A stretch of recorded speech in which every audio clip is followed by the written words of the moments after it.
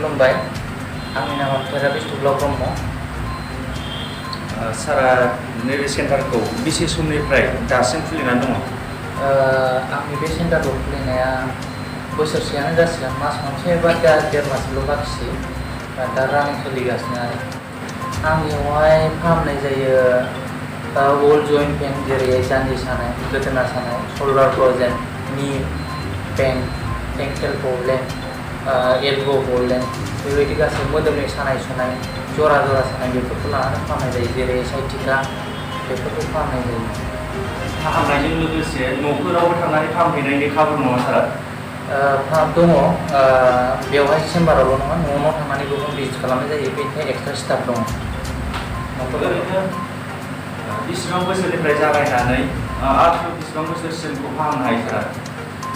सानाय सुनायनि गेजेराव जेसेबां फुरानायानो जादों गासिबोआनो हामो आरो दा सप्तायाव सानबासिम थायो आरो आंखौ रबिबाराव लोगो मोनो, समबाराव लोगो मोनो। नैबे सेन्टारनि अनगायैबो गुबुन दस्रा जायगाफ्राव सेन्टारफोर दंबावो नामा बेबायदि खुलिनाय? औ दङ, बरमायाव दङ, धेमाजियाव दङ। बैफोरबायदि बरमा बा सेरफांगुरि बैफोरबायदियाव सारा सम होनो हायोना? समखौ मेनटेन खालामनांगौ जाहैबाय, दा मेनटेन खालामहैनांगौ जायो आरो। सप्तायाव खेबबेसे नुजाहैनो हायो सारा?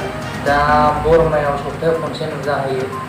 ओरैहाय जायखिया बेलेग बे क'क्राझारनि सेन्टारखौ अनगा बारनानै दस्रा जायगायावहाय प्लानिं लायो, प्लानिं खालाम अबाव सानसे थायो, अबावबा साननै थायो, अबावबा सानथाम, अबावबा 12 दिन गाहामबो थानाय जायो आरो बिदि प्लानिं खालामनानै गिदिंबाय थानाय जायो।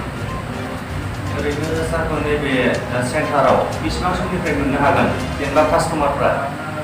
आंनि पेसेन्टफ्रा आंखौ लोगो मोनफैगोन फुंनि 8 बाजिनिफ्राय 2टासिमनि गेजेराव। बाखिखिनि टाइमा 4टासिम खुलिनाय जायो, बा 2टासिमनि गेजेराव फैयोबा साबसिन जायो आरो। ओरैनो सारा अल बिटिआरआव थानाय साफ्रोम रायजो राजाफोरखौ नैबे भिडिअनि गेजेरजों माबाफोर खावलायहरनांगौ दं नामा? आंनि खावलायहरनाया बेनो, माने दा लकडाउन सिजन थांबाय, दा खामानि दामानि बयबो मावसिगोन, गावबा गाव खामानियाव बेस्थ' जाजोबसिगोन।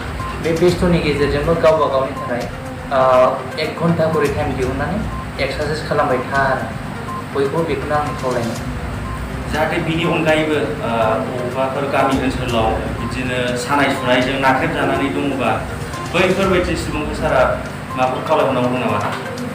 जायफोरा बेबायदि गामि गोथौआव सानाय सुनायजों थाहाबनानै दङ बा खस्थ' भुगिनानै दङ बा आंनिसिम फैनो हायाखै, बिसोर आंनि इउटुब चेनेल दङ, बिसोर बेखौ नाय।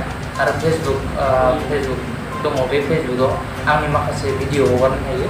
बे भिडिअआव माखासे एक्सारसाइस थायो, बबे सानाया बबेनि, बे एक्सारसाइसफोरखौ नायै लासै न'आव खालामबानो जाबाय। बेजोंनो लासैनो दिनै नङा गाबोन नङा समफोर बिदिनो आपग्रेड जानानै मोनसे टाइमाव फाहामहैनाय रिजाल्ट मोनगोन आरो। सारना इउटुब चेनेल दं होननानै बुंदों, नैबे भिडिअनि गेजेरजों नोंथांनि इउटुब चेनेलखौ खिन्थाना होगोन नामा? औ, आंनि इउटुब चेनेला थेरापिस्ट दुब्ला ब्रह्म लिरबानो सार्च खालामबानो फैयो, आरो बे थेरापिस्ट दुब्ला ब्रह्म सार्च खालामनानै